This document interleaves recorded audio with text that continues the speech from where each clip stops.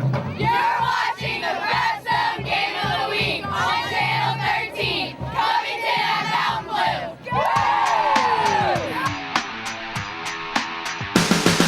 Welcome to the Prep Zone. My name is Grant Yenny, and tonight it's senior night in the Dog Pound. Covington is coming to take on the Fountainbleau Bulldogs. This is a good matchup, and Fountainbleau is looking for redemption after a loss to Covington last year. So let's bring in our analyst, Coach Jimmy Inman. Coach, let's start off with Fountainbleau. What do we know about them coming into this matchup tonight? Well, they're tough, hard-nosed football team. On the offensive side, Iverson Celestine. I mean, he can tote the rock, averaging over 6 yards a carry. That lets you know all that you need to know about him. And what about the Covington Lions? Defense, and more defense. Really salty defense led by Adrian Cooper. Look, Covington has cut their teeth on a really difficult schedule, and this is just one more game on that difficult schedule. Coach, thank you. We'll have more analysis in the press box. I spoke with both coaches moments ago. Let's hear what they had to say, and we'll get to the action. Pre-game with Coach Blocker. Coach, you've won 3 in a row. Is everything clicking the way you'd like it with your team right now?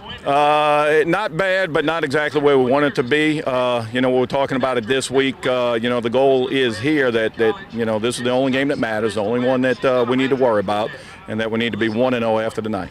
What's it going to take to beat a team like Covington here tonight? Very limited mistakes on both sides of the balls for us. Pre-game with Coach Salter. Coach looking to rebound this week against Fountainbleau. What's that going to take?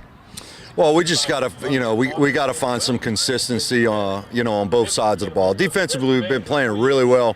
A couple mistakes here and there, so we've been a little susceptible to the big play. But other than that, I'm very pleased with where we are there. But offensively, it's just inconsistent. It's just been, 1 step forward, 2 steps back. Positive play, followed by a negative play. You just can't have that against good teams like we've been playing lately.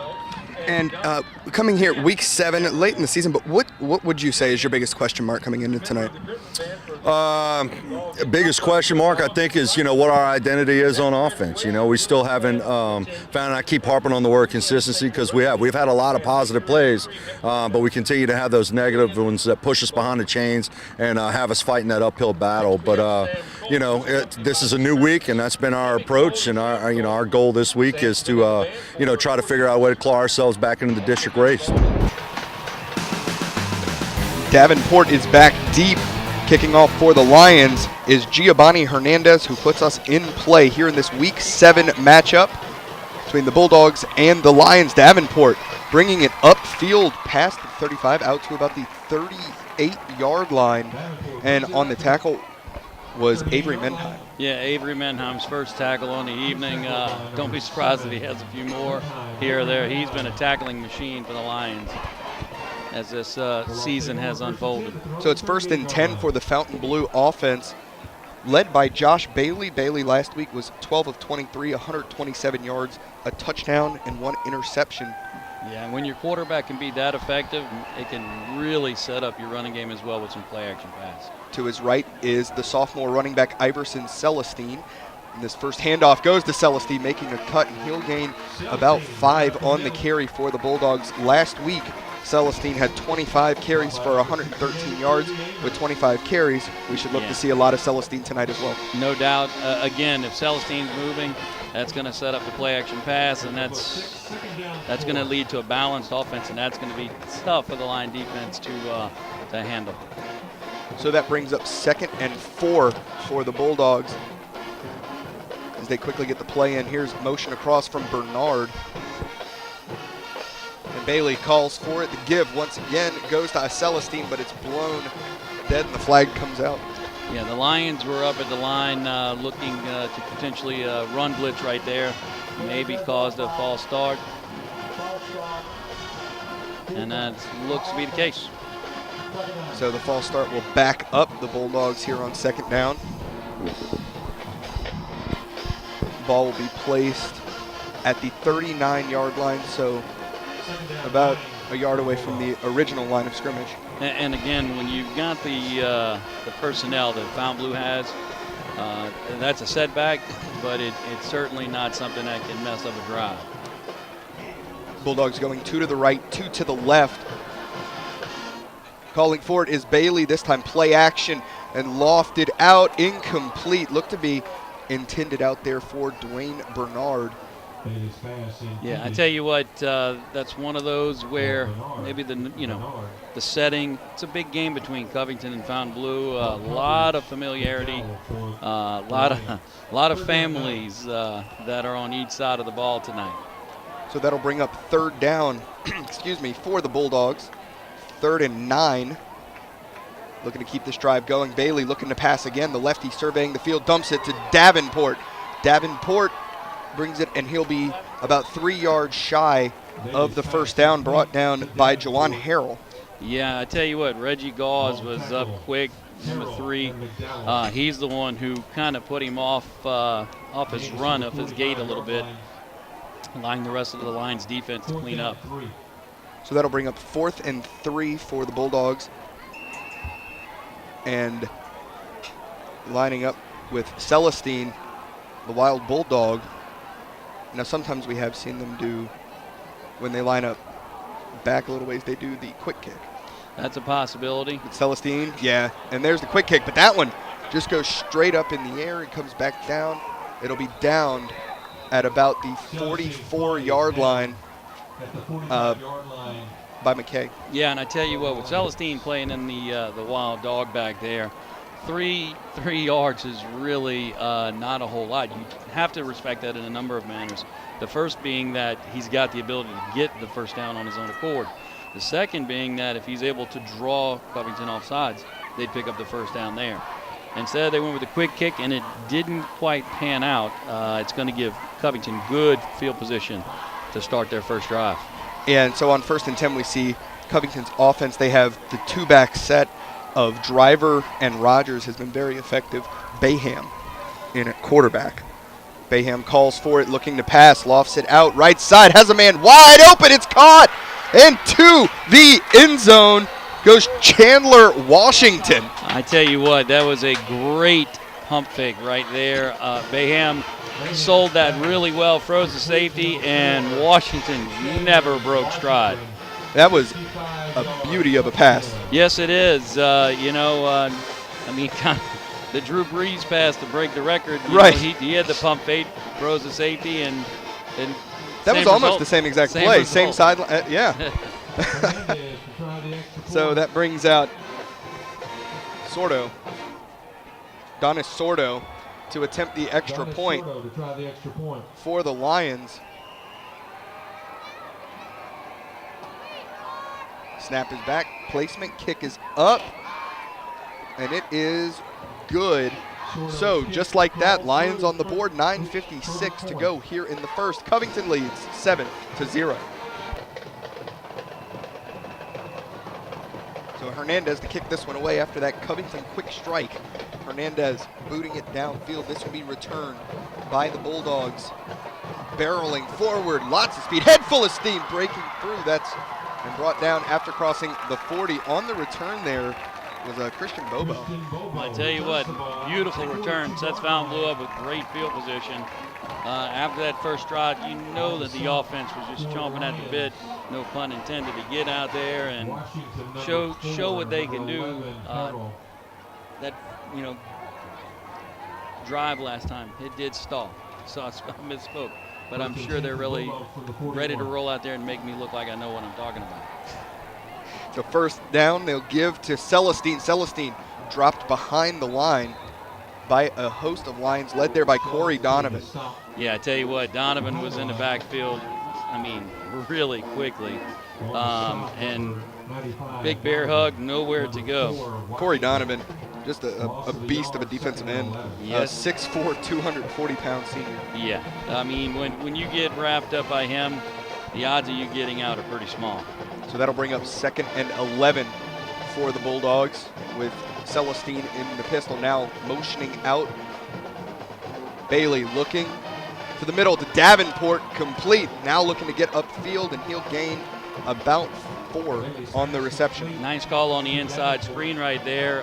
Covington's defense did a good job of managing that, making sure it didn't go for a lot of yardage, but still a good call and a good pickup. So that brings up 3rd and 5. Last week, Jaden Davenport had 8 receptions for 96 yards. Yeah, he's a go-to guy, and he might be looked at right here.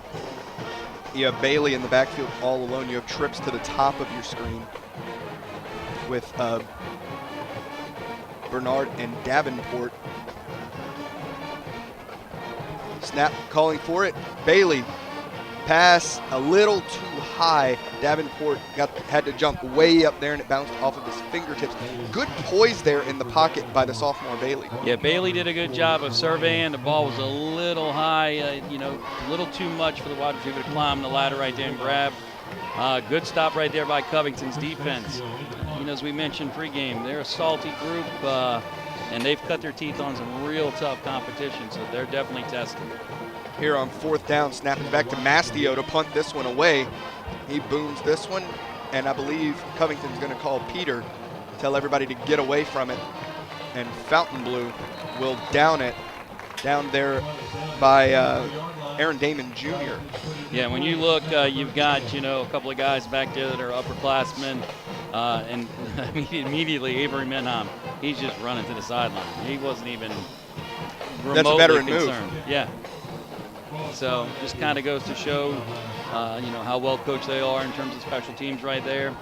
Yeah, look, we call a lot of games throughout the season, and you see sometimes players when, they call Peter, some of them still like to get close to the ball instead of running clear to the sideline. Especially early on. Because here's the deal, if it's a freak So- accident and hits you on the way down, that's okay. That But if happens. you touch it because you're standing too close, that's a different story. And the handoff goes to Cade Rogers, who will be brought down after a modest gain. And again, we've talked about Cade earlier. He's the change of pace back. He's a guy that has the ability to cut on a dime, and as soon as he does, he's full speed. Yeah, he's a 5'9", So, 175-pound sophomore. Nice job right there by Fountainbleau's defense, limiting that to no gain. He's certainly capable of bringing it to the house. And that'll make it 2nd and 10 for the Lions, as they more so take their time to get back, and they really survey that defense before they snap it.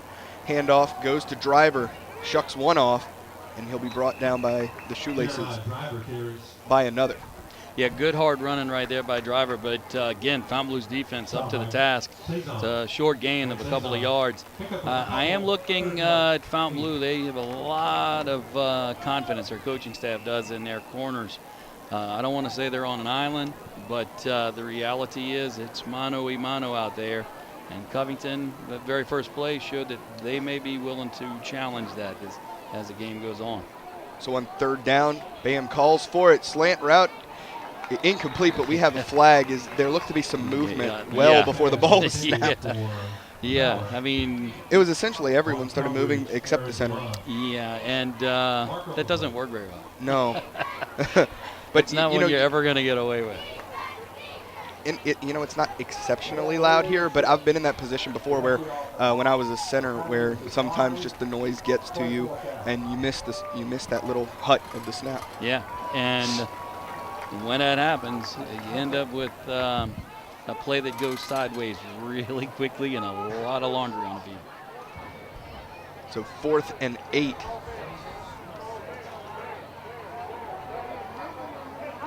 And looks, they're going to keep Bayham in, but it looks like they're going to do that quick kick and boot it away. So the battle of the quick kick punters in that one is very short.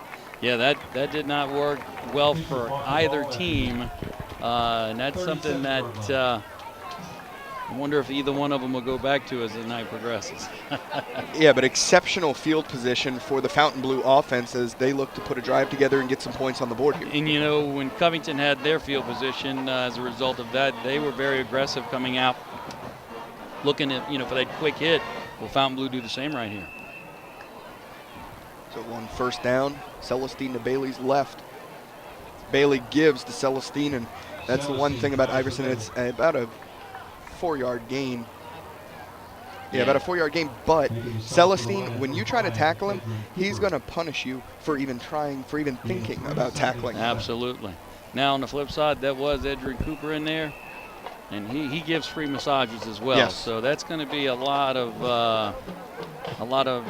battle royale going on in that middle out there. Yeah, Cooper has that offer from Tulane, and the fake pitch from Bailey takes it up himself upfield, and he'll be about 2 yards shy of the 1st down, brought down by Cooper once again. Yeah, good job right there, ducking a tackle as well. That probably picked up an extra couple of yards. As a matter of fact, Cedric Laird looked like he got the worst of that coming through. So on third and 4 for the Bulldogs as they survey the defense.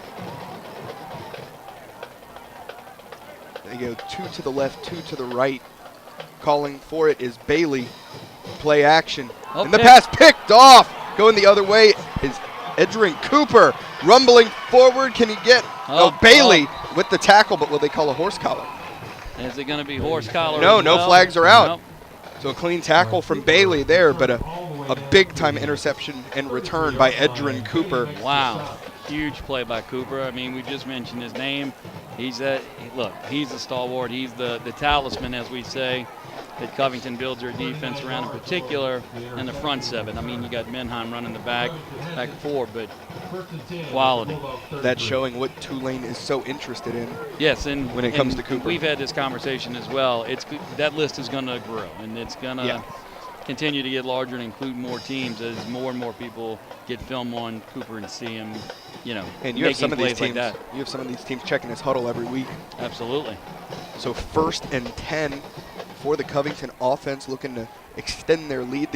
It's a throwback. Rogers picked off, going the other way for the Bulldogs. He just didn't get enough on it. Rogers is going to make the tackle, but Bobo with the interception and just not a lot of power behind it on that throw from Rogers. No zip, and easily picked off by Bobo. I don't know if Rogers saw him because, man, I tell you what, if he holds that ball just a few seconds and lets him run into the clear, then it's easily a touchdown. But great job by Fountainbleau to read, react, jump in space and make the pick and respond with a big play of their own.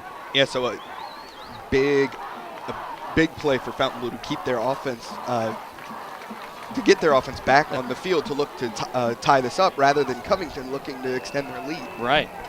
Big play right there, no doubt. Yeah. So 5:22 on the clock here, first down for Fountainbleau. Here's Bailey lofting this one out for Davenport, and reaching for it there was Bobby Showers off his fingertips. Yeah, I think Showers may have picked that one up late because he was in a position to return the favor. I think he was looking for something a little more underneath, so when the ball sailed a little bit, he actually took himself out of position. But he did so in order to, like I said, look for that underneath and make sure that pass wasn't going to be completed. And that'll bring up 2nd and 10 for the Bulldogs.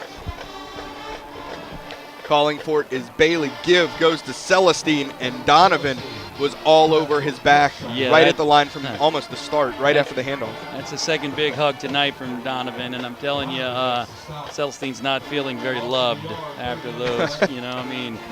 Donovan is just, man, he fills the hole. It's just, like I said, it's vice clamps once he grabs a hold to you.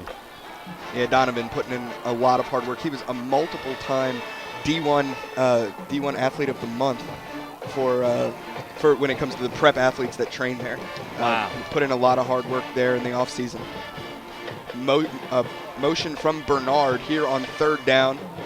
Calling for it, Bailey, the lefty, surveying again, stepping up in the pocket, launches this one, and low intended for Bailey. For Bernard. Bernard couldn't haul it in. Yeah, and I tell you what, good job by Bailey staying in the pocket because there was a little delay on Donovan. He basically let two guys go in and absorb some of the blocking scheme, and then he was about to roll through there. So for Bailey to stay in the pocket to attempt to make that delivery shows, even though he's only a sophomore, he's got some guts. He's got a little moxie. So that'll bring up a 3rd down for Fountainbleau, and some discussion among the officials. So while we had a flag down, but the flag was covered by, the penalty is declined. So it's going to be 4th down, and it's going to be a punt for Fountainbleau. Yeah, Mastio and the punt unit comes out with 4:28 on the clock here in the first. Snap is back. Mastio boots this one away. And that'll be, let's see if Yeah, Washington gets away from it, and they'll let it roll inside the 10. So a good punt from Maschio. It was a good punt. I mean, it's still a good decision, from Chandler Washington. No reason to try to pick that up, and because, I mean, hey, you dropped the ball, and it's a huge play going the other way. So now, I mean, it's tough for Covington to set up inside their own 10, but it was the right decision. And an excellent punt. So 1st and 10 for the Lions.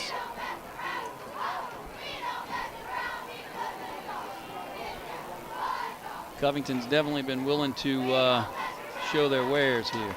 And up going right side. Down the sideline is Bayham, still racing, and he'll be pushed out of bounds on that far sideline by Traylon DeVille.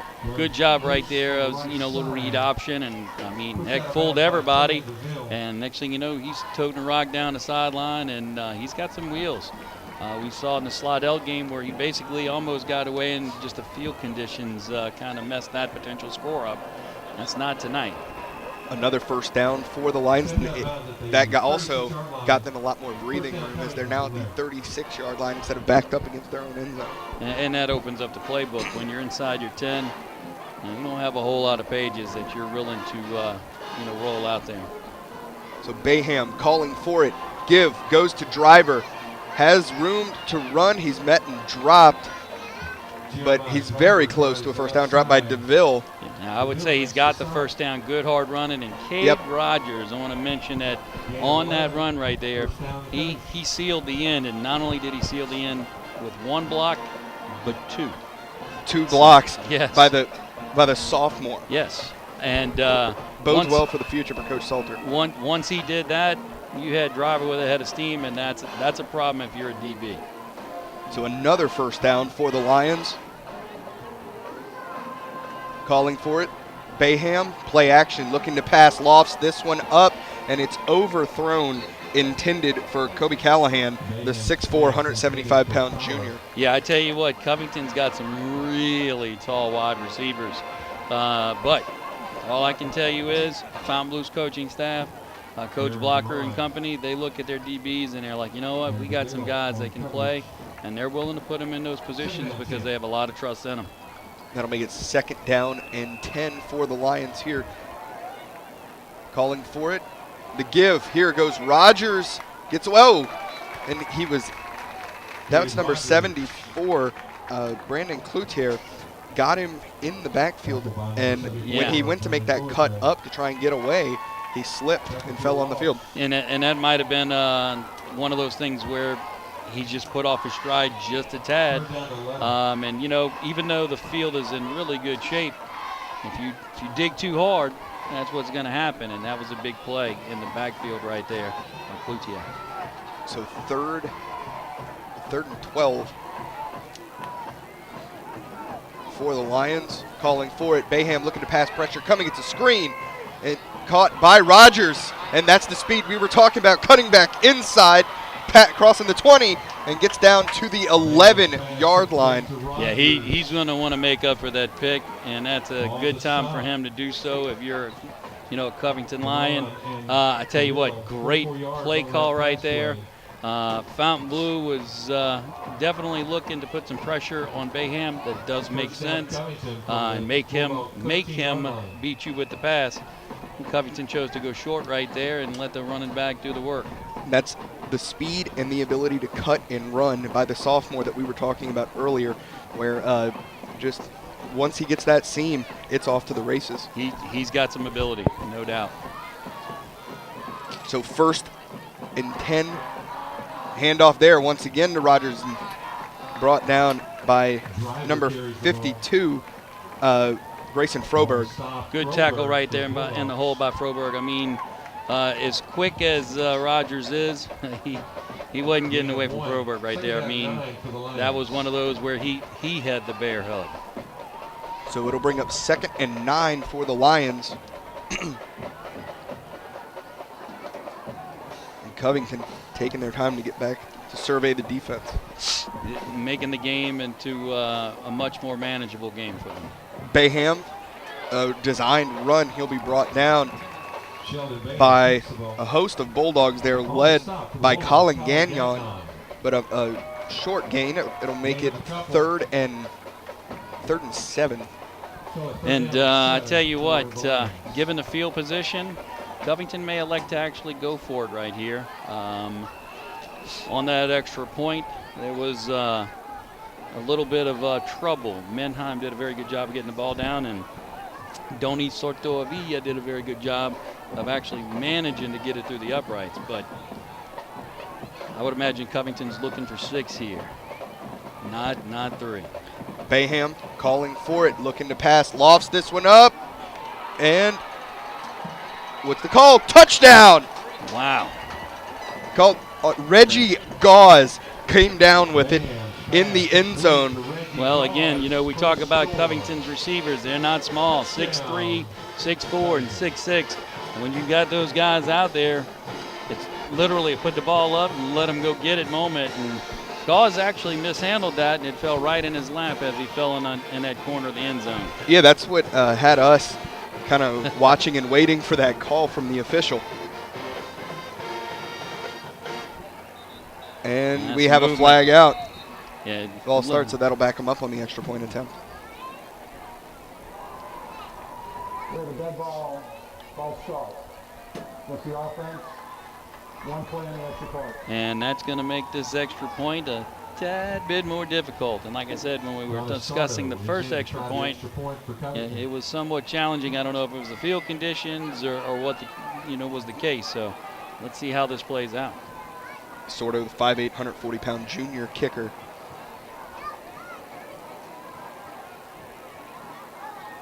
Snap is back. Kick is up, and it is good.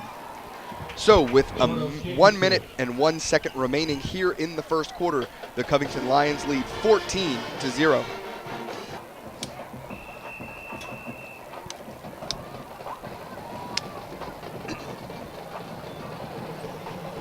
So Hernandez to kick this one away following the Reggie Gauze touchdown. This one short. It'll be returned by oh no, they're going to say Davenport's knee hit.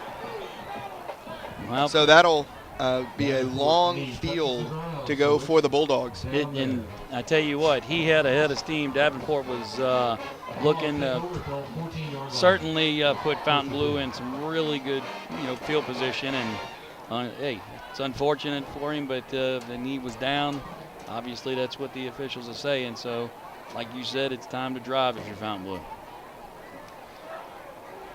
It'll be 1st and 10 at the 14-yard line for the Bulldogs. And look, we know Bailey and Bernard can connect, and we know Celestine can run the ball. Tote the rock. A little balance, and Fountainbleau can definitely put a drive together. So Bailey calling for it, and he'll keep it himself, and he'll be mauled in the backfield. Brought down by Kobe Amos. And that's not someone you want to be mauled by. No. The 6 foot, 300-pound No, junior. that's where you get a free chiropractic session when he falls on you, because you certainly feel your spine be realigned. That'll bring up 2nd and 12 as the clock continues to roll. Under a minute to play. Bailey calling for it, looking downfield, and he'll take off himself. Room to run, and brought down by Cooper. Good pressure from the edge right there by Covington, and great awareness by Bailey to step up in the pocket. If he stays in that pocket right there, it's sandwich time. Instead, good decision by the sophomore to step up and make it into a manageable 3rd down. And it'll be 3rd down when we come back, as that's the end of the first quarter, and Covington leads 14-0. So 3rd and 3 for the Bulldogs here starting off the second quarter. And Bailey will take it himself. He'll have the 1st down and then some as he continues the tough running forward. And that's good. I'm going to say this as a former offensive lineman. When your quarterback is willing to get in there and put his head down and mix it up with the defense, that makes you have a lot of faith in your quarterback. There's no slide right there. There's no look for the sidelines. A lot of respect. He was looking to deliver a massage himself right there. A lot of character, a lot of toughness. You have Josh Bailey, the 6'3", 180-pound sophomore, also plays basketball for the Bulldogs. Snap is back. Bailey looking to pass. Dumps it off. Here's Davenport. Breaks away from one, and he's brought down by Mendheim. Good job by Davenport to get away from a couple of line defenders. And I mean, we talked about how Mendheim, he's the guy that's the safety valve, so to speak. It allows the Covington defenders to go 110% ball, looking for the ball. So right there, another example of him cleaning up something. Trips to the top of your screen for the Bulldogs. We've been seeing a lot more passing out of both of these teams here tonight. That's right. Snap is back. Bailey, the fake pitch, fake toss once again, and he'll be dropped in the backfield by the very speedy Edgerrin Cooper, who nearly came out of nowhere. Yeah, I mean, again, like you were saying, a lot of coaches are, eventually looking at huddle, and he's putting some more chapters to his highlight reel tonight. More pages to view. That makes it 2nd and 10 for the Bulldogs. Once again, trips to the top of your screen. Bailey calling for it. The give goes to Celestine, barreling forward. He'll gain about 4 on the carry. I tell you what, Covington was slow to get to the defensive line right there and get set. And you don't want Celestine having a head full of steam. He's a special player. Cooper and Harrell in on the stop there, along with a host of other lines who have played very well, flocking to the ball, flowing to the ball. Makes it 3rd and 6 for the Bulldogs, and Bailey calls for it again. This time he'll keep it himself, running upfield, and he'll gain about 4 on the carry, but it'll bring up 4th down. And it's going to be 4th and about 3 at midfield, so it's decision time. And we mentioned this earlier, Fountainbleau, they actually did the quick punt earlier. I wouldn't be surprised to see them leave in their offensive set and go for this. Well, they're awaiting the decision from the sideline, and they're sending in Mastio in the punt unit. Well, I mean, it was the fact that it was such a long decision should let you know they were thinking. Oh yeah, absolutely. Washington back for the Lions. Washington is back deep to return this one. Mastio punts it away, and it will cross. It'll go out of bounds at about the 18-yard line. Yeah, it's not a bad punt. He didn't get quite the roll that he got the previous punt, which ended up inside of the 10. But still not bad. Does leave Covington with a little bit of a chew if they're going to get a drive going.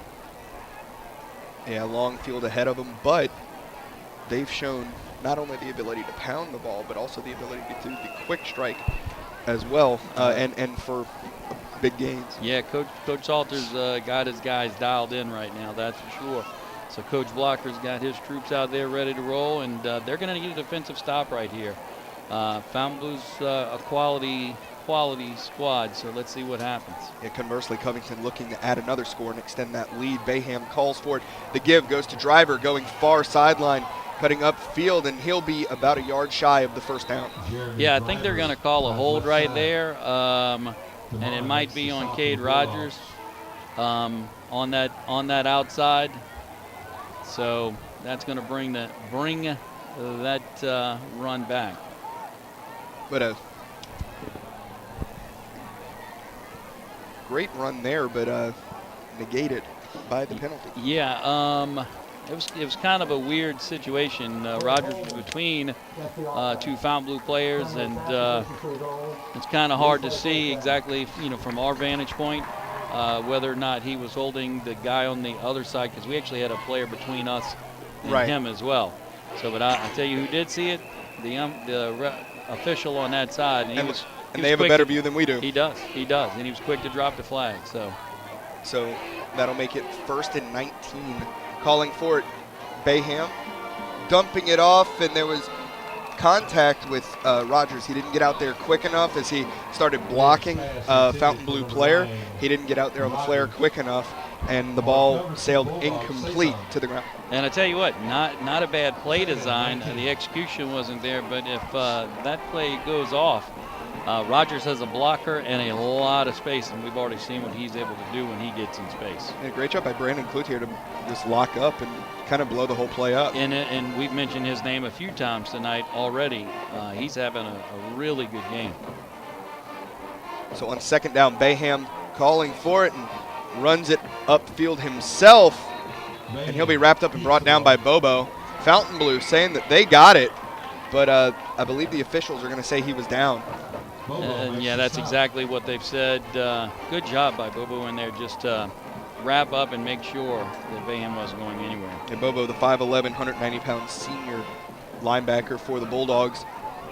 And that brings up 3rd and 15 for the Lions here. Do you think we see him open it up and let Bayham throw it? You know what? I don't. I think you just see a little draw play right here with a 14-0 lead, try to get him out of the shadow of their goalpost. And rolling out to his right. Pass is off the chest of Kobe Callahan. Incomplete.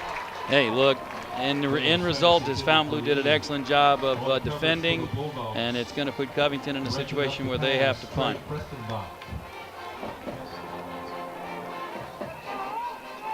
So on 4th and 15, and they'll do that quick. It looks like Washington. No, check that, Bayham.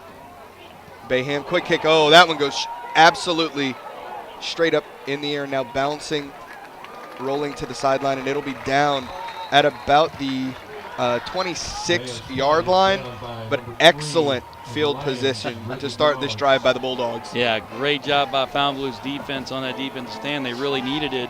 They needed to put their offense in a position to where they could do some damage and find pay dirt. And you can't ask for better starting field position, coming off of a punt.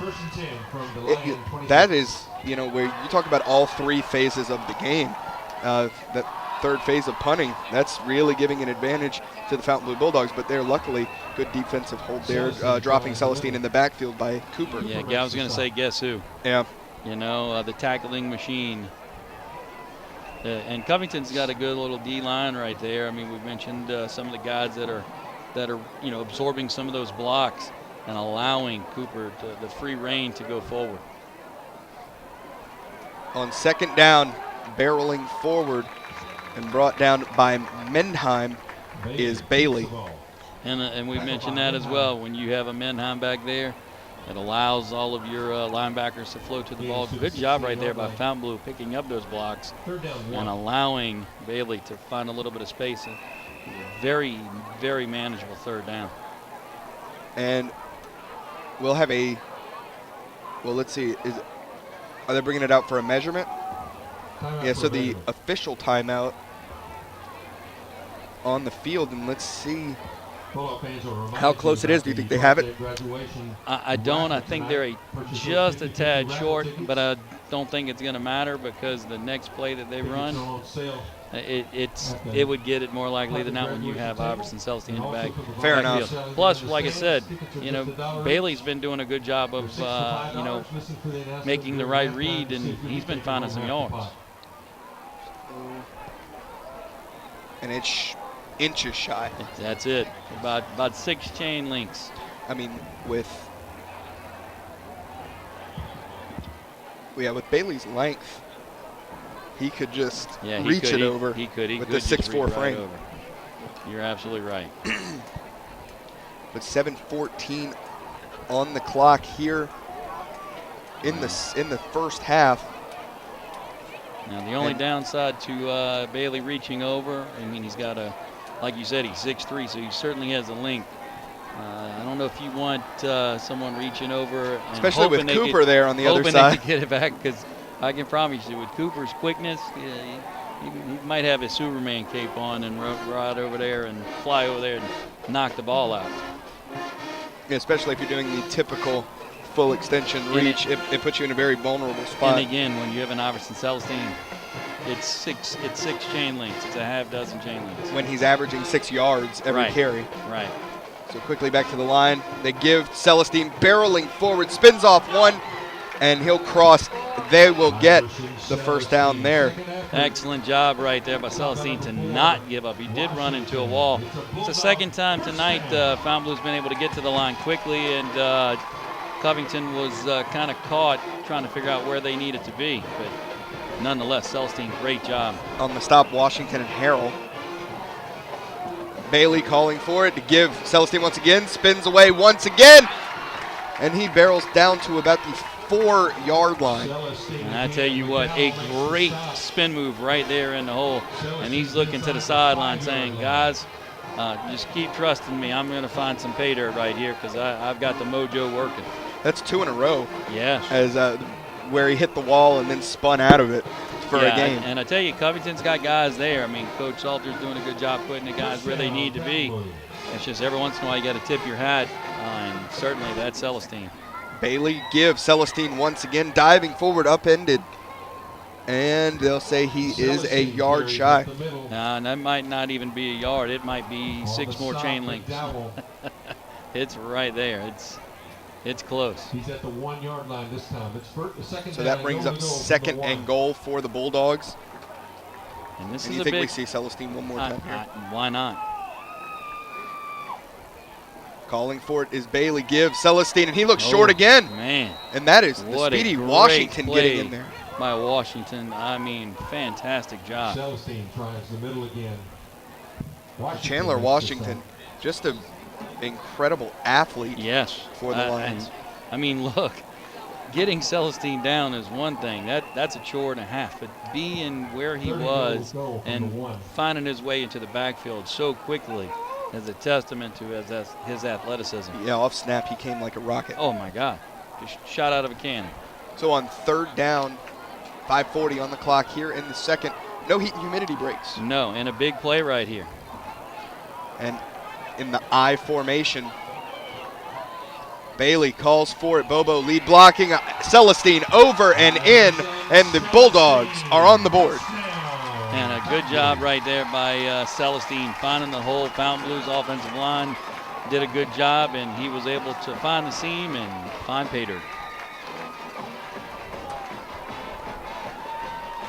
5:27 on the clock. And that was a great lead block as they went into that I formation. They put in Christian Bobo as that fullback, and he made a great block to kind of clear the way for Celestine. Absolutely.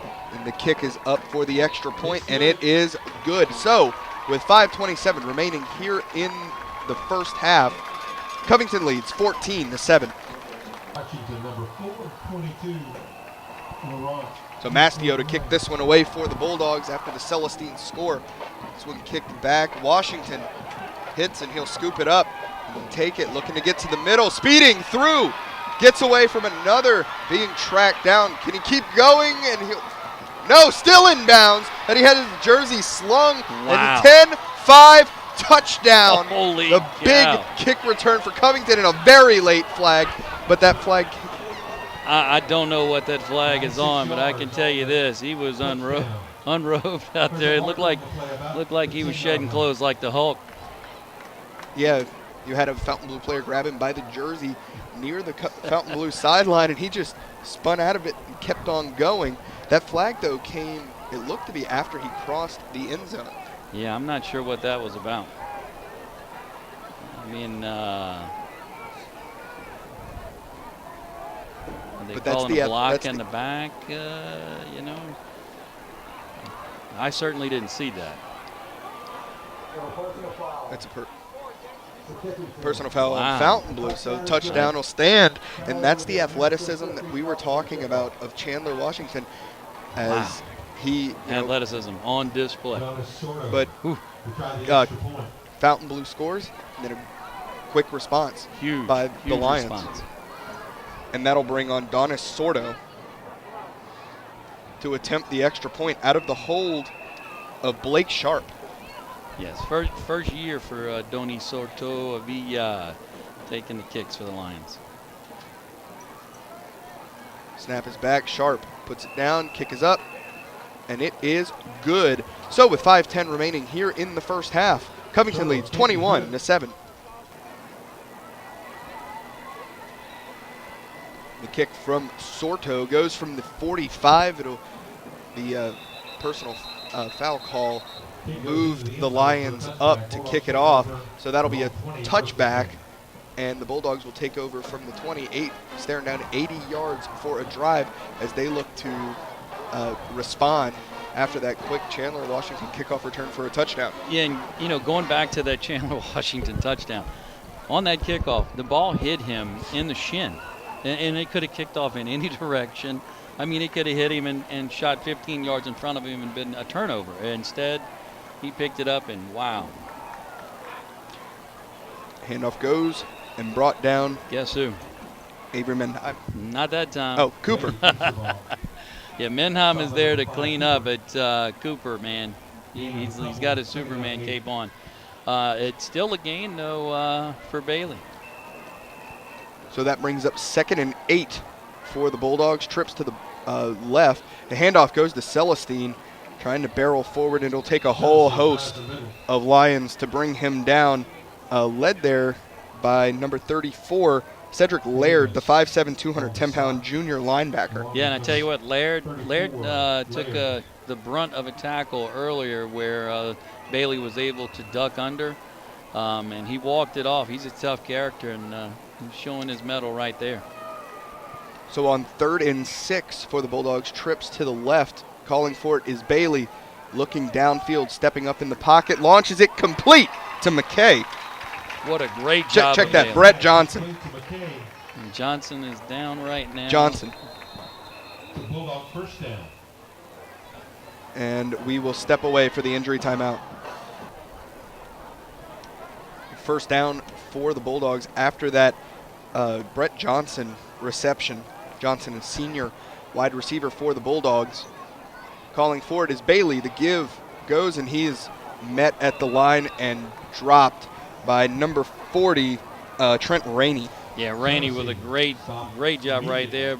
Able to penetrate the offensive line, find a seam, and make a nice tackle.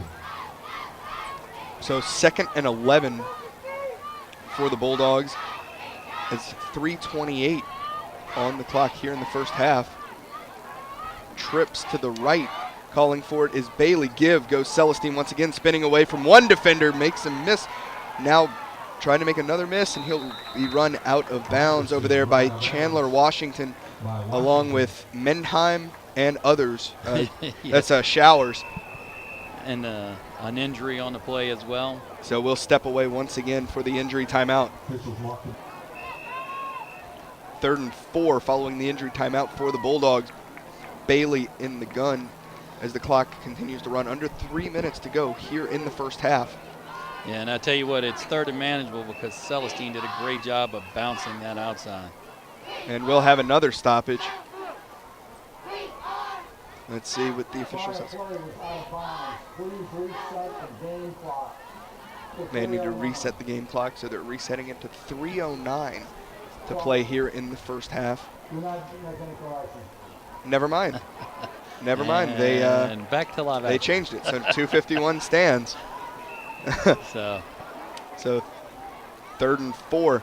Bailey calling for it, looking to pass, slings it out right side, in and out of the hands of Davenport, but falls incomplete. And Davenport with a good route right there, was in the open, and a great toss by Bailey. It just didn't happen, and it does set up a 4th down. And it's one of those where you look at the clock and you're like, let's just put it down to the other end of the field and try the defense out. And Mastio can boom it away. Yeah, he can flip field position quickly. He's quality. Snap is back. Mastio booms this one. Washington will let it go out of bounds near the 30. So and that's a great decision in and of itself. Keep it out of his hands.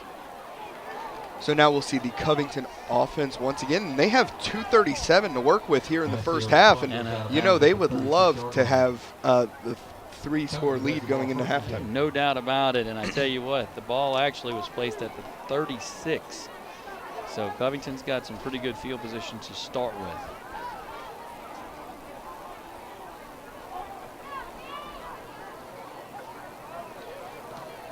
And Covington's offense coming out to set up. And this time they're putting Driver in the pistol behind Bayham, and Rogers more of a flanker. And looking to pass here. Pass out to Rogers on the screen. And upfield, that's a first down. Breaks the tackle. And it takes the second guy to bring him down near the 40-yard line.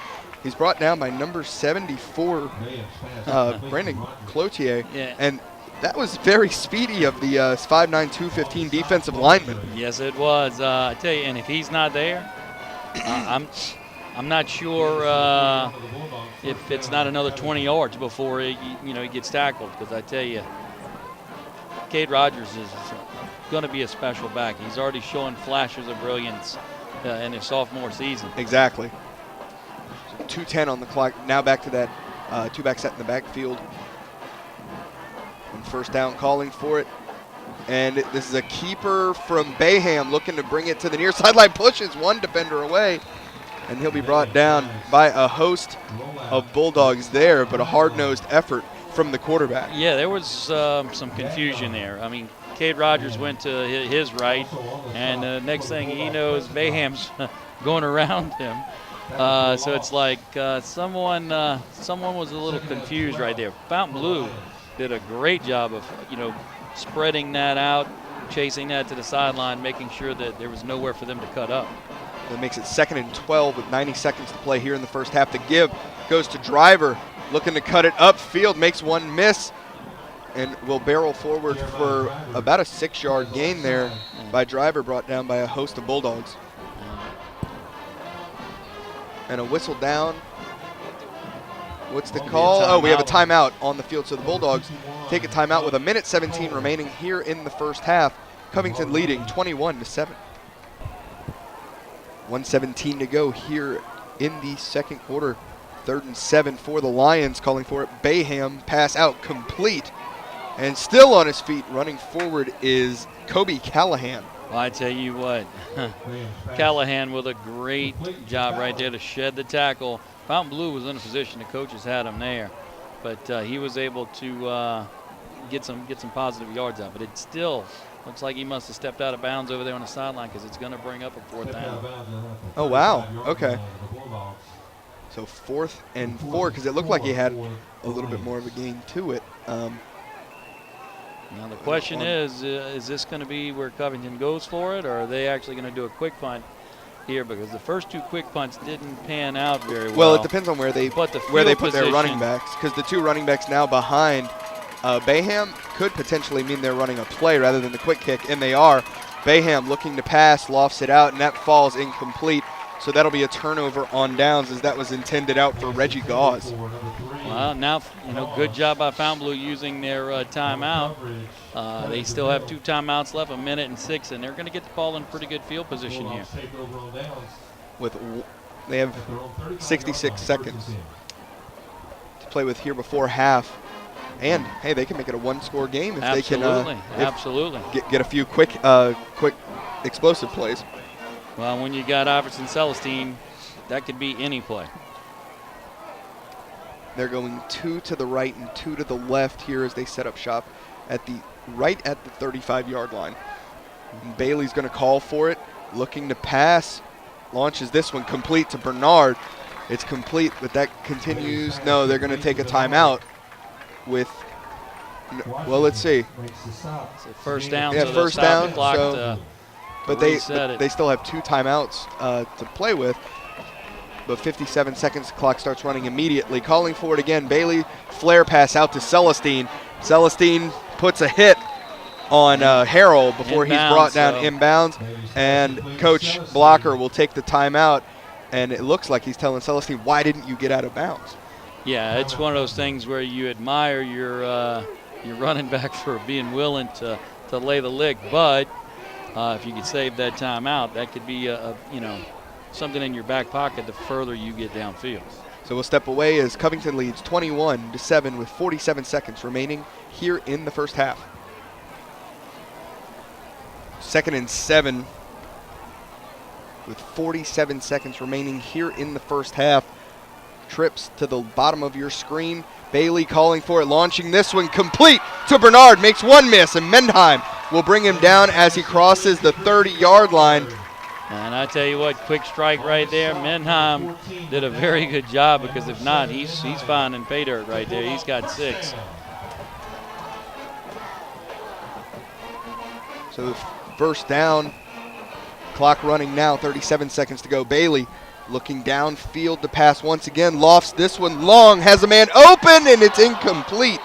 in and out of the hands of Jacoby Kirby. I tell you what a beautiful pass by Bailey right there. Good coverage by Covington, but one of those where Fountainbleau, when they look at that later, they're going to want that one back because their quality, great play design. You know they've got the guys to get it done. It just didn't happen right then. And it's second down. That stops the clock. That's the positive of that falling incomplete. Plenty of time left. Yeah, 30 seconds to go. It's 2nd and 10 for the Bulldogs. Trips to the bottom of your screen. Bailey calling for it, looking to pass, throws it to Celestine on the flare, and Celestine looking to gain yards, and now he goes out of bounds at about the 17-yard line. And still with 23 seconds and change, throw in the fact that there's still a timeout left, so plenty of opportunity to find the end zone right here. Yeah, 24 seconds. Now back to the balanced ace formation, 2 right, 2 left on first down, and that's what we were talking about with those explosive plays that they needed here before half. Right, and they've been able to produce. Calling for it, Bailey, the lefty looking downfield, launches this one toward the end zone, and it falls incomplete. Fountainbleau wants some calls of interference there. Good pressure by the Covington front 7 right there. Looks like a delayed blitz. They paid off. Forced Bailey to get rid of the ball a little bit sooner right there.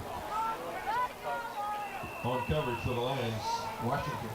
And Chandler Washington, number 4 in the coverage right there. Let's just say it was tight coverage. So 2nd and 10 for the Bulldogs. Bailey calling for it again. Pass out, complete to Kirby this time, and he'll be brought down just shy of the end zone by Colin Gagnon. And just under 12 seconds to go with a timeout in their back pocket. This has been a picture-perfect drive for Fountainbleau. You can't ask for better. And when you have Iverson Celestine, now it gives you, with that timeout in your back pocket, you can let him tote the rock right here this close to the goal line. And Fountainbleau takes that timeout with 12 seconds remaining here in the first half, and Covington leading 21-7. Big play so right here. 2 yards shy of the end zone are the Bulldogs. Pass, way too much on that one. Goes soaring out of the end zone, overthrown with 8 seconds remaining here in the first half. 8 seconds. So the question is do you go to the well one more time? And I mean that play was a 5-second play. So realistically, you could throw one up. But on the off chance that you have Celestine running and he doesn't get in, that's not going to work. Play clock running down, under 10 seconds to go as the play just being brought in. No timeout. Bailey calling for it. The give to Celestine into a scrum, and it is a touchdown for the Bulldogs right here before half. Huge play and a big momentum shift right there. Iverson Celestine scoring his 12th touchdown of the season. Wow. With about 3 seconds, so on the kickoff we should see a squibber. I would imagine so. And Mastio coming on to attempt the extra point, but now it's just a one score lead for Covington going into half. And Mastio kicks this one up and through. So with 3 seconds remaining here in the first half, Covington leads 21-14.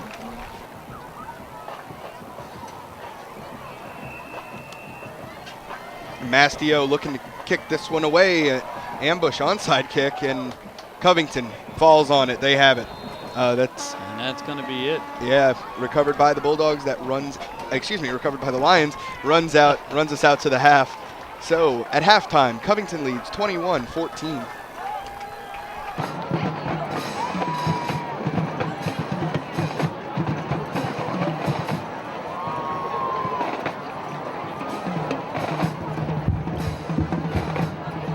Please welcome the pride and roar of Covington High School, the Marching Lion Band.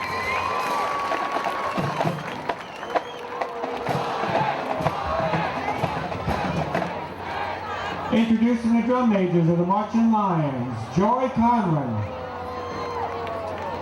Oscar Jimenez, and Raymond Bowe. The Covington High School Marching Lions are going to perform Believer by Imagine Dragons.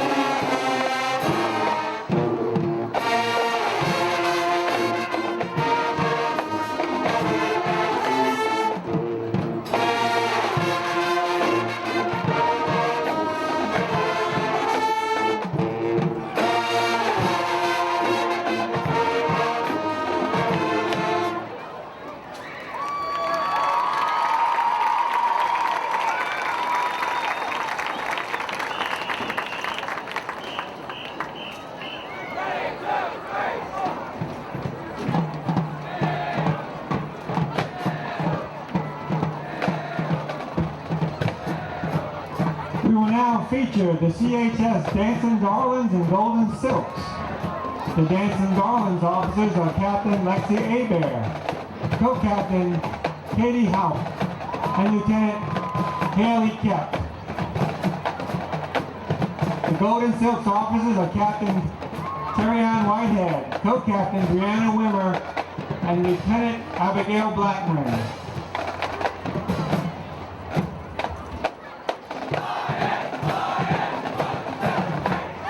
And now, sit back and enjoy the marching lines as they perform Victorious.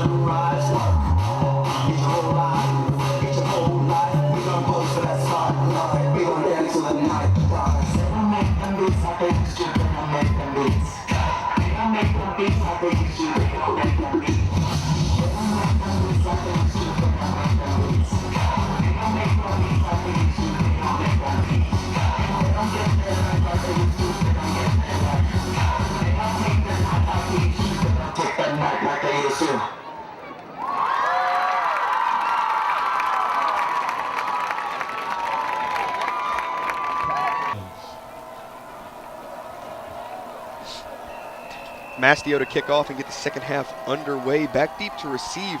Oh, they squib it. Keep it short to try and keep it out of the hands of Washington, which they do. And it's returned by number 22, Quintez Laurent, a freshman. Yeah, 5'6", 140, and he's got some wheels as well. So I think you might just be seeing a little bit of experience with Washington being an upperclassman, an 11th grader.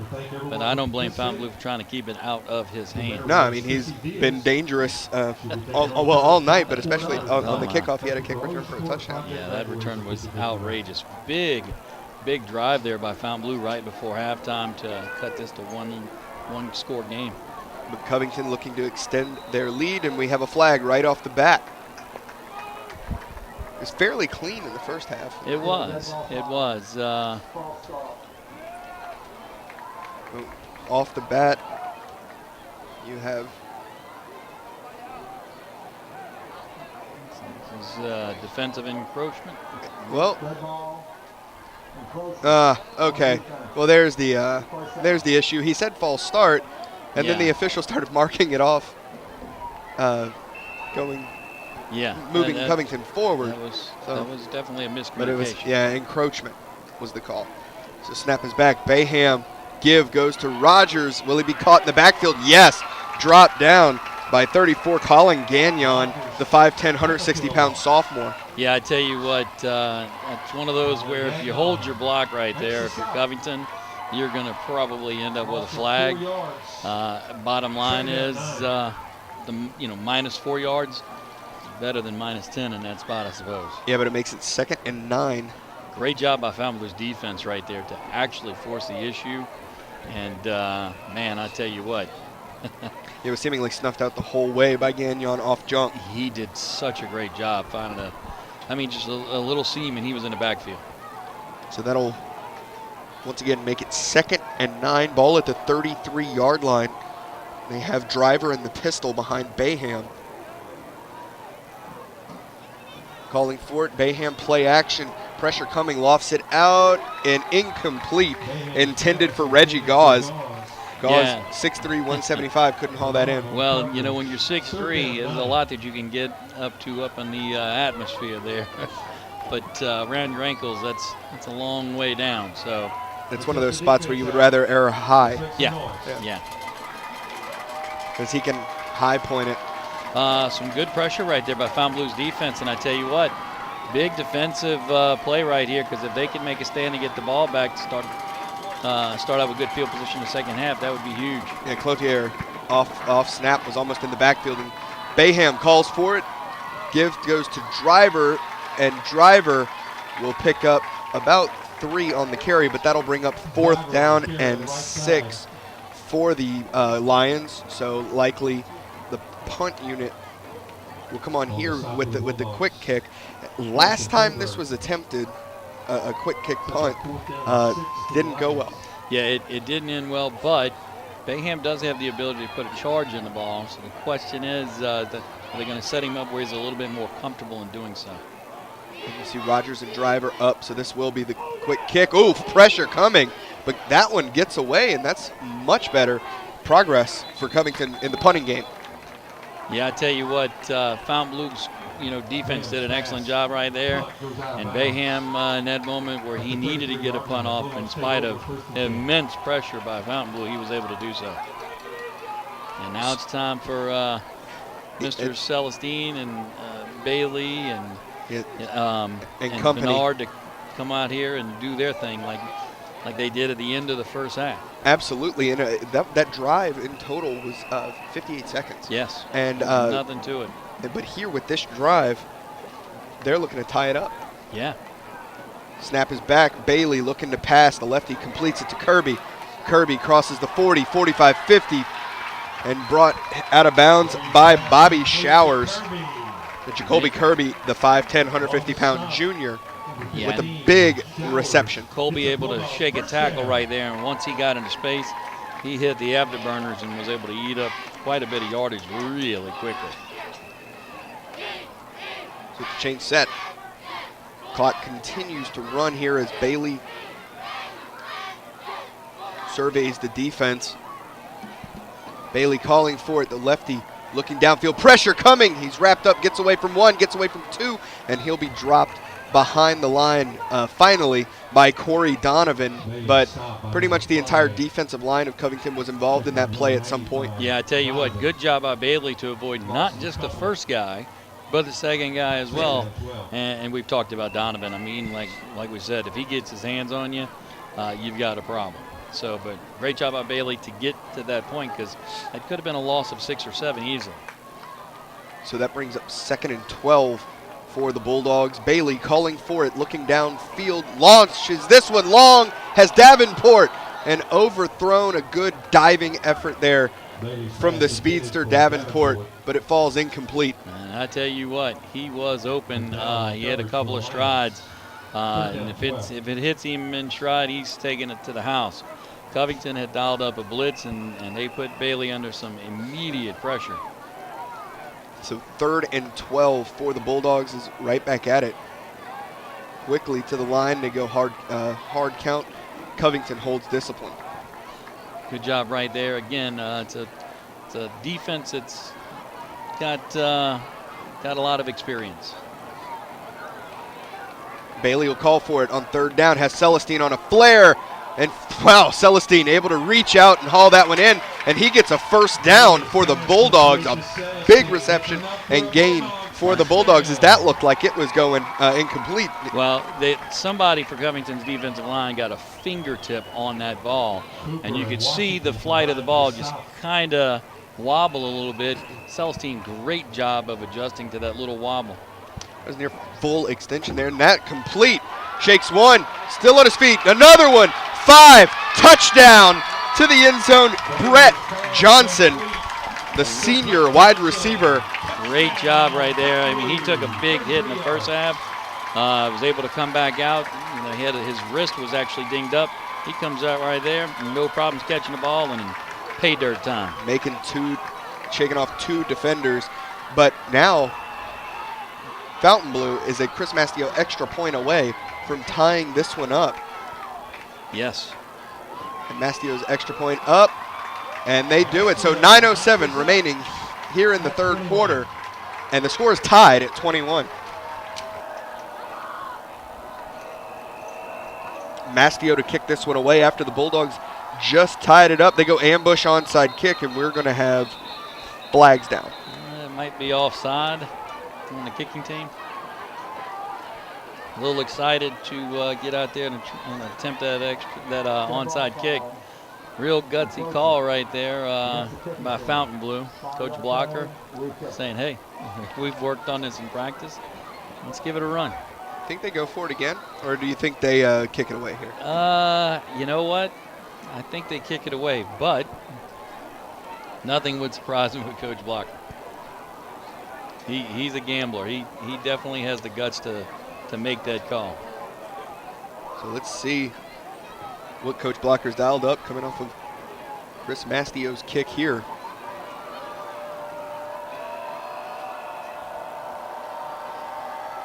And Mastio, this time a squib, picked up by Driver. Driver over there on that far sideline looking to break away from one defender. Does. Now trying to come back to the middle, breaks another tackle.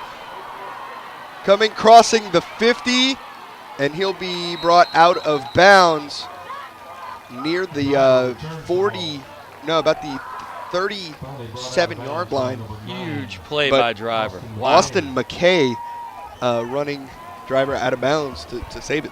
Yeah, I tell you, Covington has been able to respond with their special teams off of Fountainbleau scores.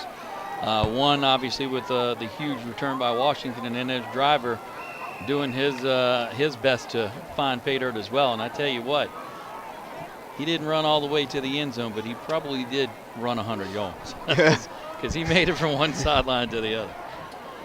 So Covington looking to take the lead once again here. Great field position to start this drive.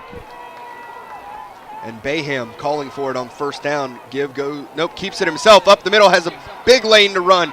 And he'll be brought down from behind at the 20-yard line by Colin Gagnon. On the stop for the Bulldogs. And that was a big time play right there by Bayham. If Covington can find the end zone, it really is going to speak to their character, because Fountainbleau really did a great job of driving down the field on that last drive. So a big response here by the Lions. That would be major. So 1st and 10, another first down for Covington. 8:30 to go here in the third. Score tied at 21. Bayham calling for it here. Give that time goes to Rogers. Rogers makes a defender miss and takes it to the house. And we've been talking about that all game, his ability to do that. Well, you know, when you have Bayham, you know, going up the middle, keeping the ball, or you have Driver just absolutely churning out yards with his effort, it frees up Cade Rogers to find that space sometimes. And when he does, he just kicks it into high gear immediately. So the response there from Covington reclaiming the lead, and Sorto on to attempt the extra point.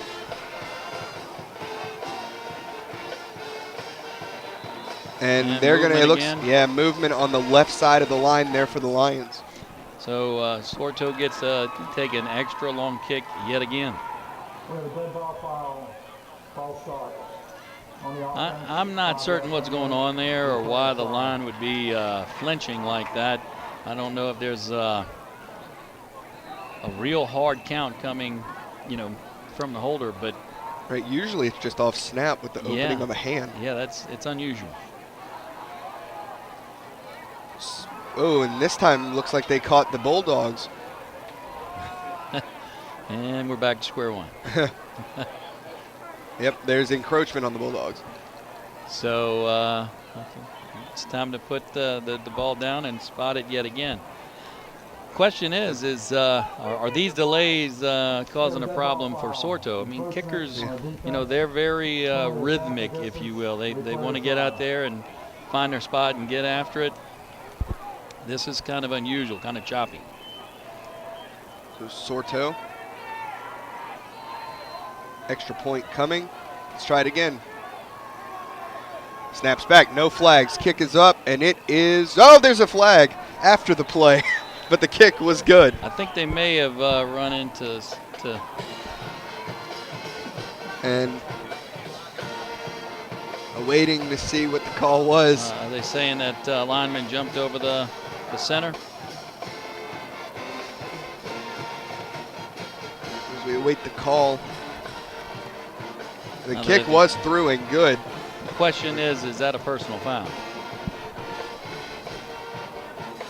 Let's see the Here call. comes the call from our white hat.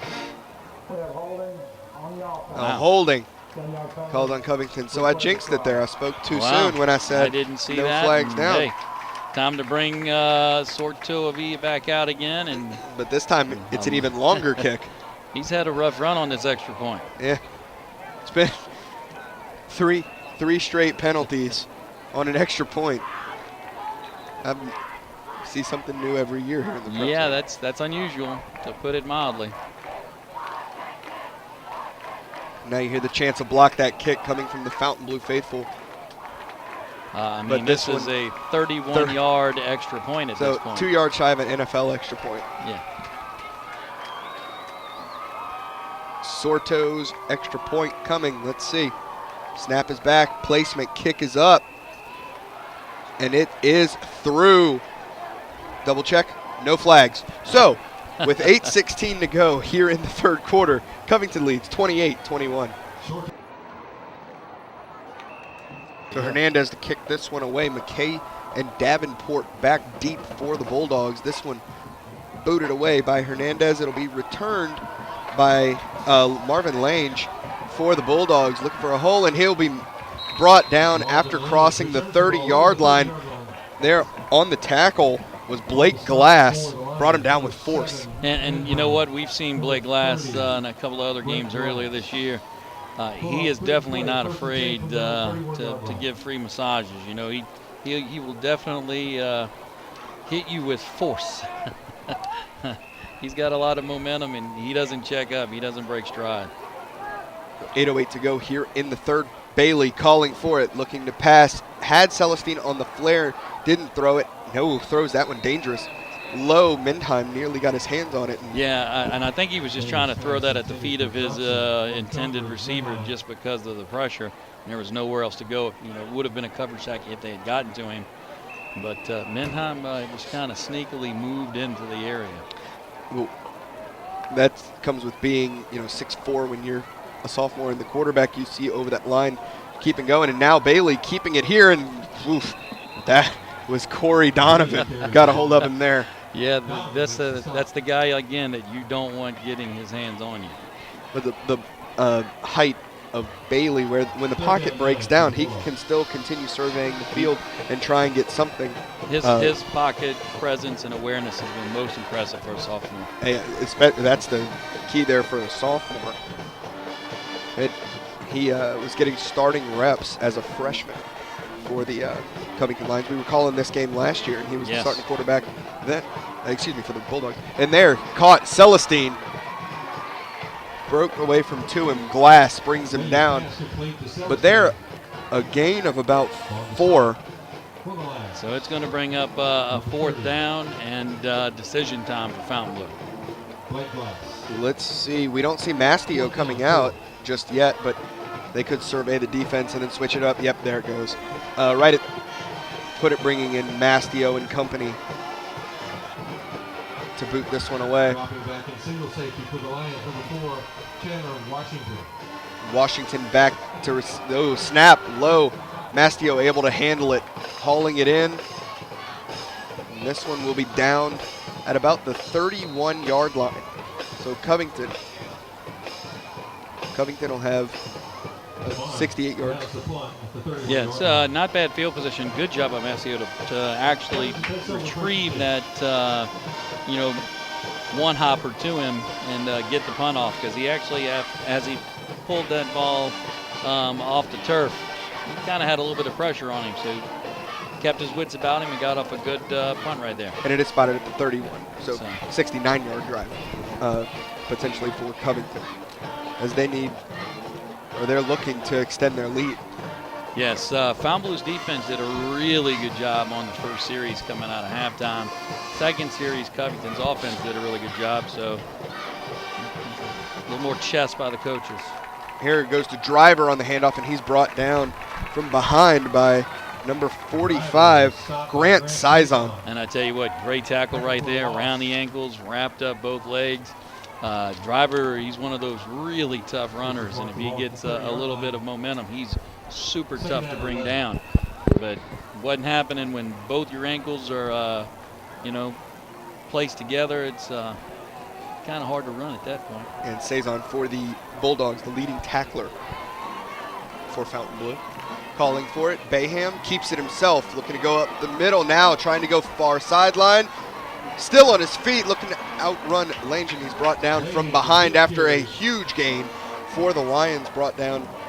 Good job blocking by the offensive line of the Lions. And Cade Rogers sprung that nice little run outside, because Bayham was rolling up the middle. Rogers, nice block, sealed everything off, allowed Bayham to kind of break outside. Probably another 15 yards as a result of that block. So those guys, Bayham and Rogers, are working very well together. Trey Prestonbach on that touchdown-saving stop. And it truly was a touchdown-saving stop. Calling for it again there.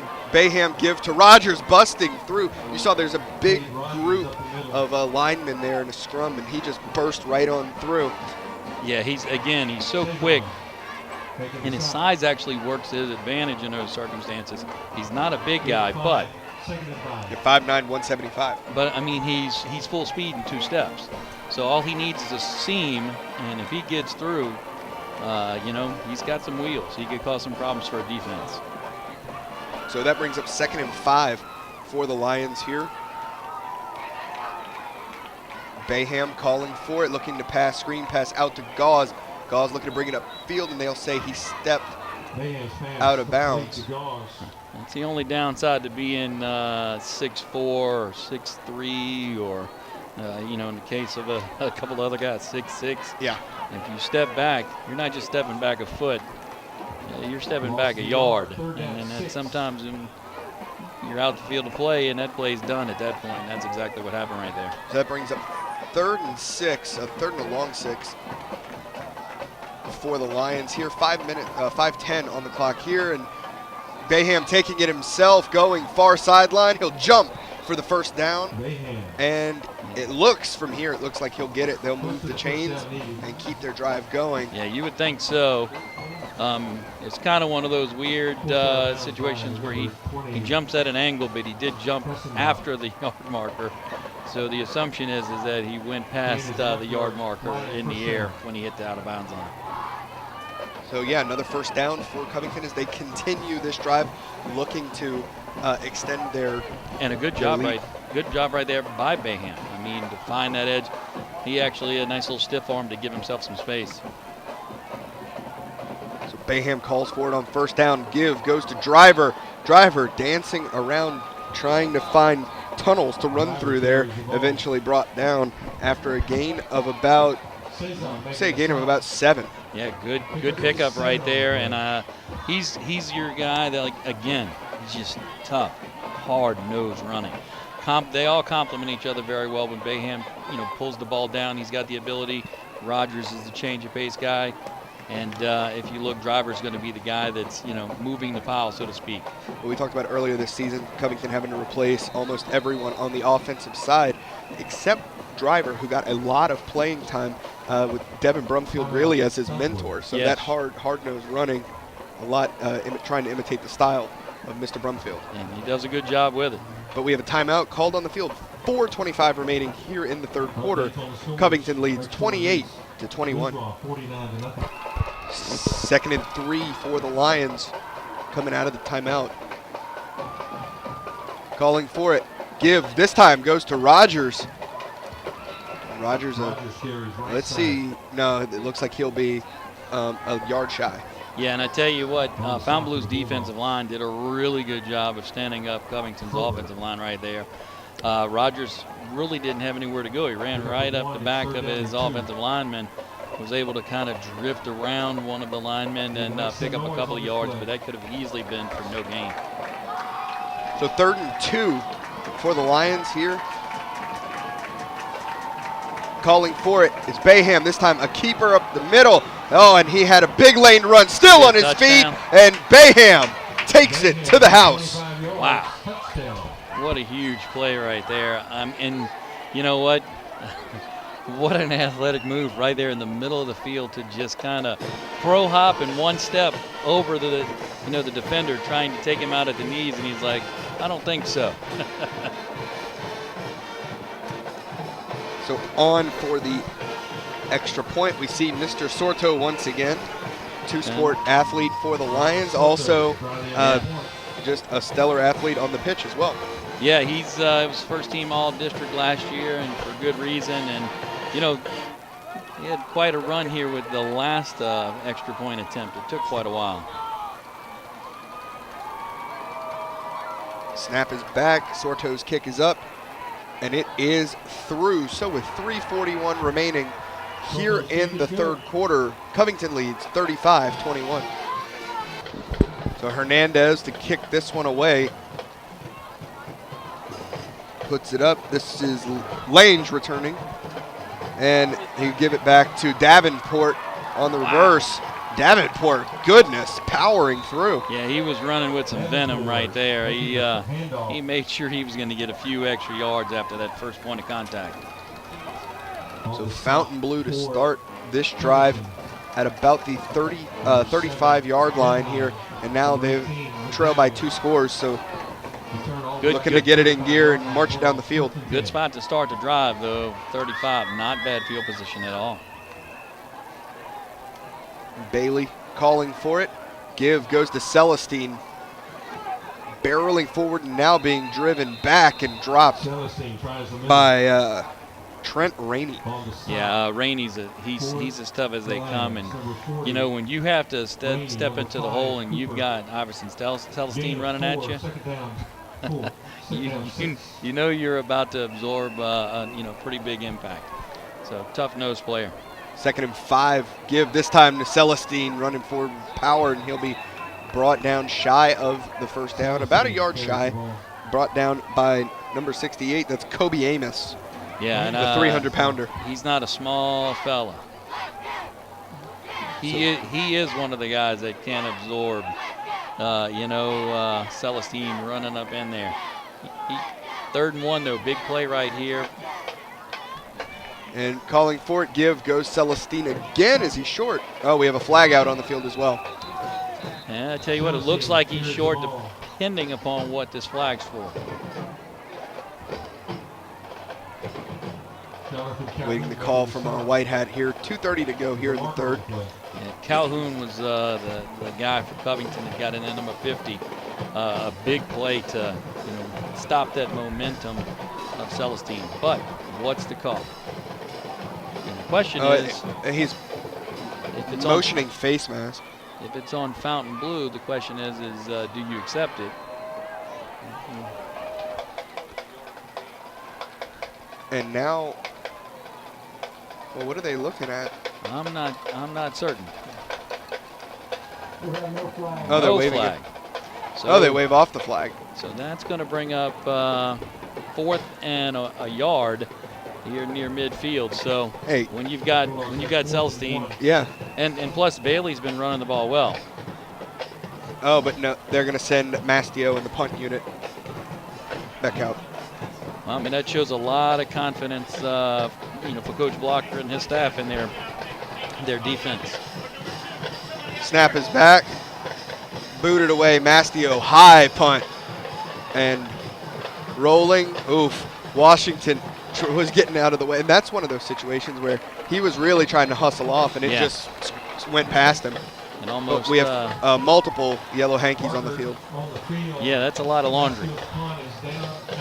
So the question becomes, what is the foul? Because with a 4th and 1, anything against the Lions pre-snap is a first. Yeah. So let's see. Discussions. I mean, they probably decided on what the call was about 30 seconds ago, and now they're making dinner plans. Maybe so. There are some good places to eat on the North Shore. So. Not that I would know anything about that. So holding called on Fountainbleau. Okay. So they'll repeat 4th down as both penalties offset. So now the next question is do we see a repeat or do we see a fake punt? This wouldn't be a bad spot to actually, reach into that bag of tricks, so to speak. Mastio also capable of, we just saw booming it far down Washington, getting in position to try and make a return. Yeah, he's actually up about 10 yards further than he was. Mastio booms this one, and Washington will let it go. You saw DeVille reaching back to slap the ball forward to keep it going. Yeah, he was looking for a few extra yards right there. But I tell you what, Washington did move up, but didn't get a hand on it. So I guess from that standpoint, you would have to say Fountainbleau, that they're executing what they want, which is, hey, don't let that guy touch the ball. So 1:43 to go here in the 3rd, and Covington leading 35-21 now as their offense trots back out onto the field, looking to extend that lead. But also at this point, you can start running it and killing clock. We're going to see Covington actually kind of do that, I would imagine. Their offensive line has been playing pretty well. So the question is do they just stick with the running game? Lane showed blitz, but dropped back. And the give goes to Washington, and he'll be dropped in the backfield. Great job by Fountainbleau stringing that play out to the sideline, making sure that the hats are flowing to the ball, because that's going to be a loss. And, you know, we're talking about Chandler Washington, a guy with a lot of wheels and a lot of ability. So excellent job by Fountainbleau's defense right there. Washington being tackled there stays in bounds, which keeps the clock running as we near the end of the third here. And again, just smart play by him. Yeah. So back to that two-back set. Bayham calling for it. Low snap once again. Give this time to Driver. Driver stiff arm. Oh, and he's hit and brought down by a host of Bulldogs there, led. Let's see if we can get a number by Marvin Lange. Yeah, good job right there by Lange. You know, if you saw, you know, him actually grab, he actually grabbed the helmet, not the face mask. So that's why there's no flags dropped right there. You know, I've always wondered that. That's kind of because either way you're jerking, you're putting the neck in a jerking motion. That seems like a safety hazard regardless of any way you do it. Yeah. Be it with the face mask or the side. So I guess the deal is your chin's supposed to touch your chest. You know, from an anatomical standpoint, the back of your head's not supposed to touch the middle of your back. So. Snap call for Bayham. Hit, and he'll dive forward, but that'll bring up 4th down for Covington. But the clock runs down. I'm sure they'll let this one run out. 3 seconds to go, and we have reached the 4th quarter with Covington leading 35-21, and 4th down when we come back.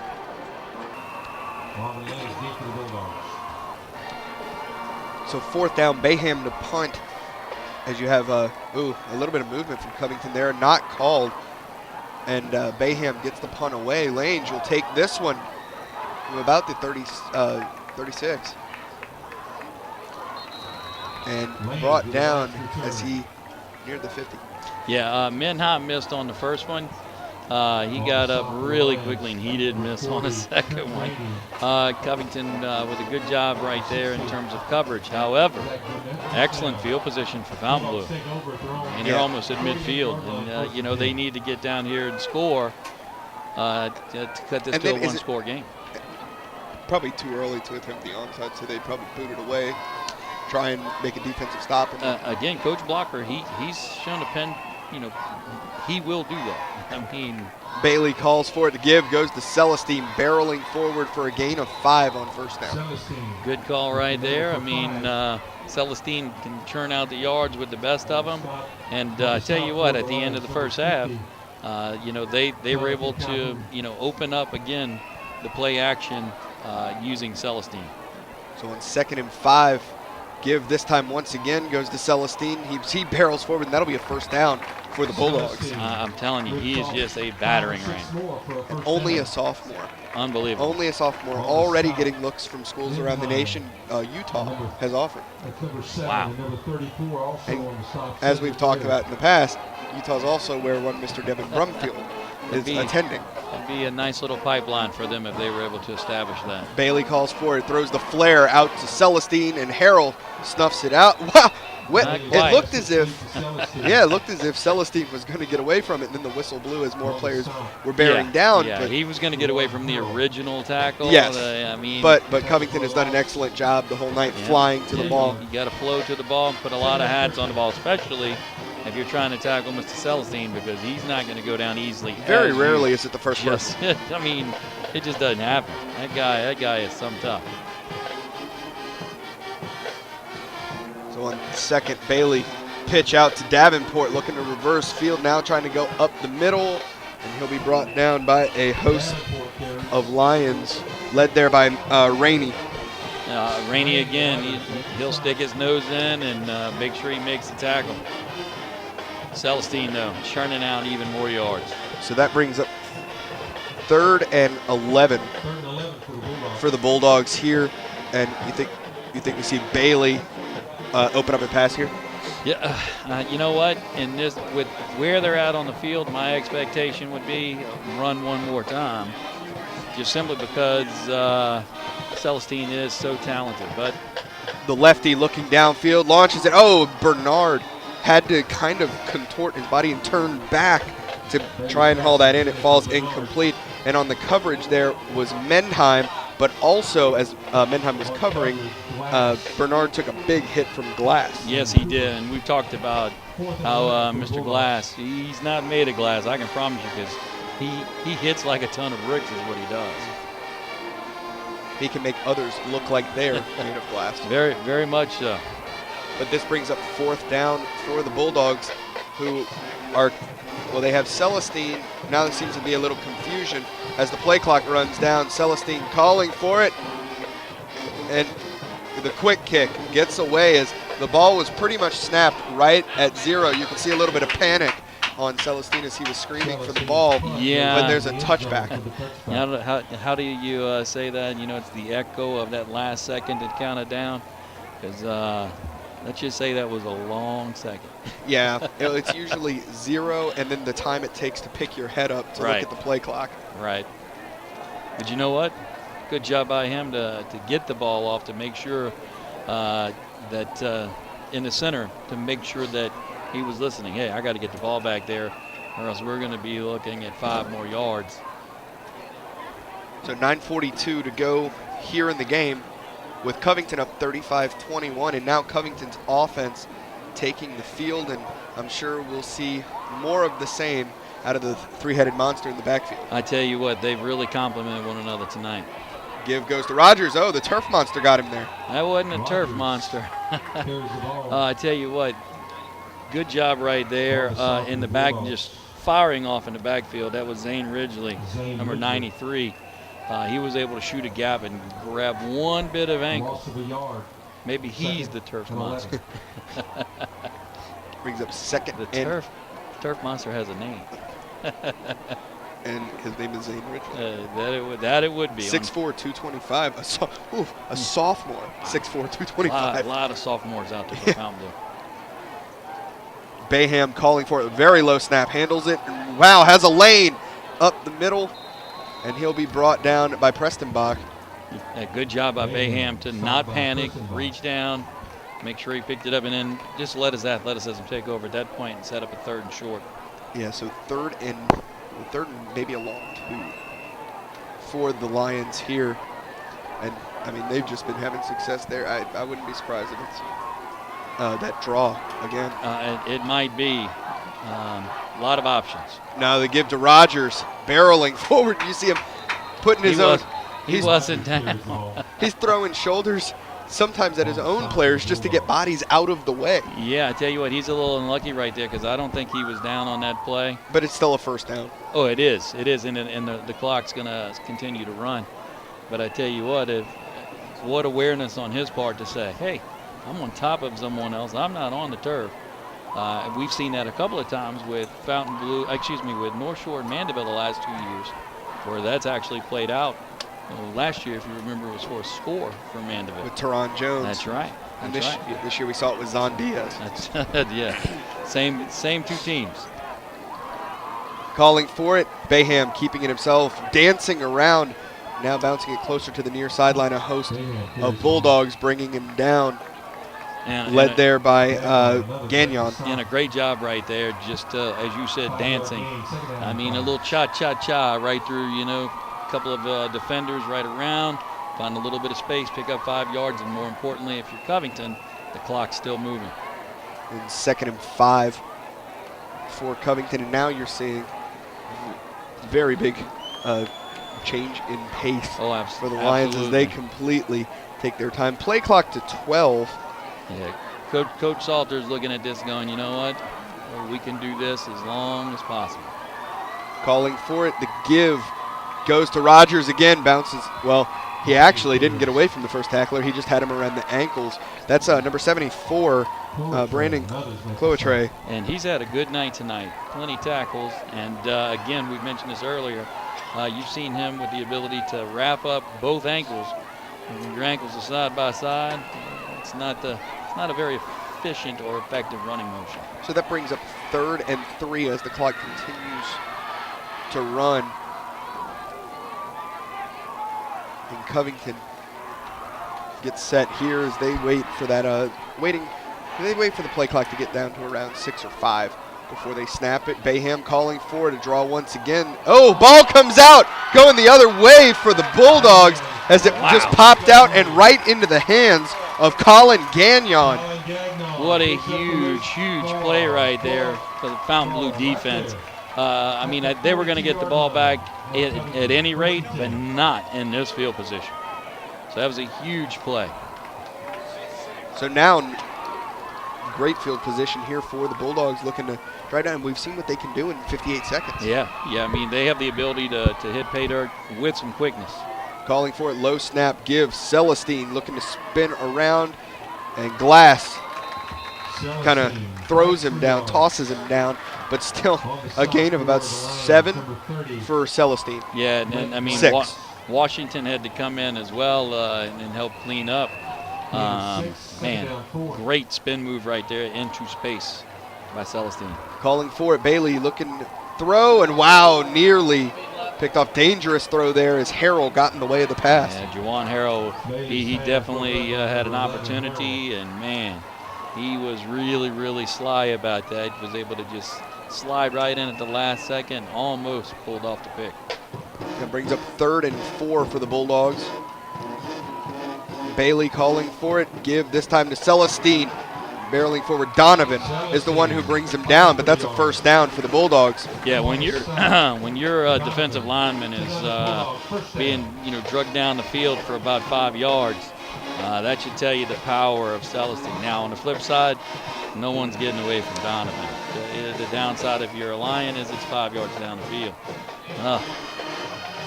There, Celestine again. Barreling again, that's a gain of about 6 on the carry for Celestine, and Rainey on the stop. Yeah, Rainey's been a busy guy right in there. Like we said, he has no problem putting his nose in and absorbing the contact and doing what he's got to do to put team first.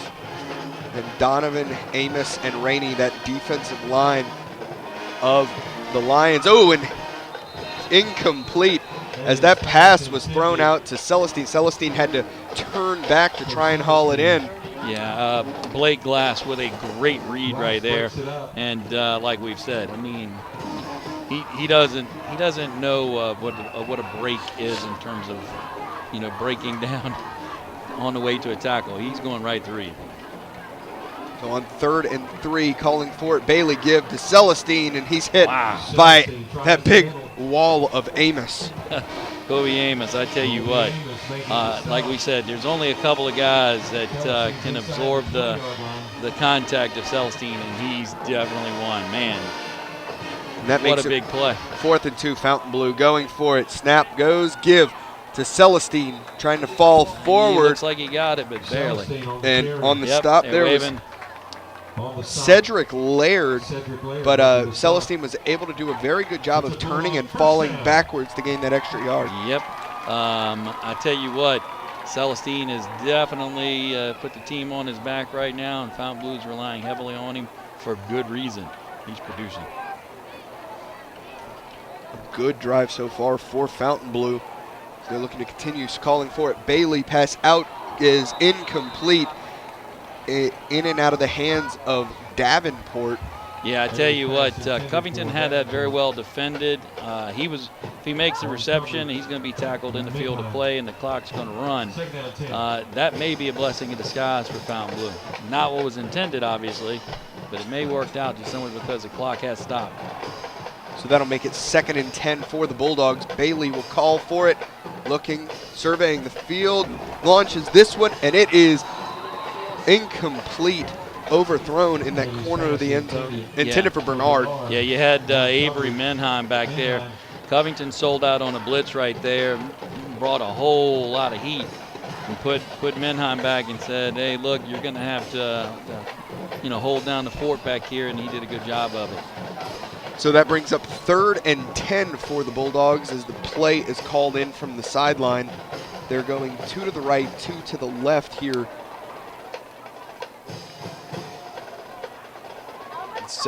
Bailey calls for it, looking to pass, launched out, complete. Davenport hauls it in and showers, brings him down, and it'll be 4th in about 3. I mean, this is ball game to a degree right here.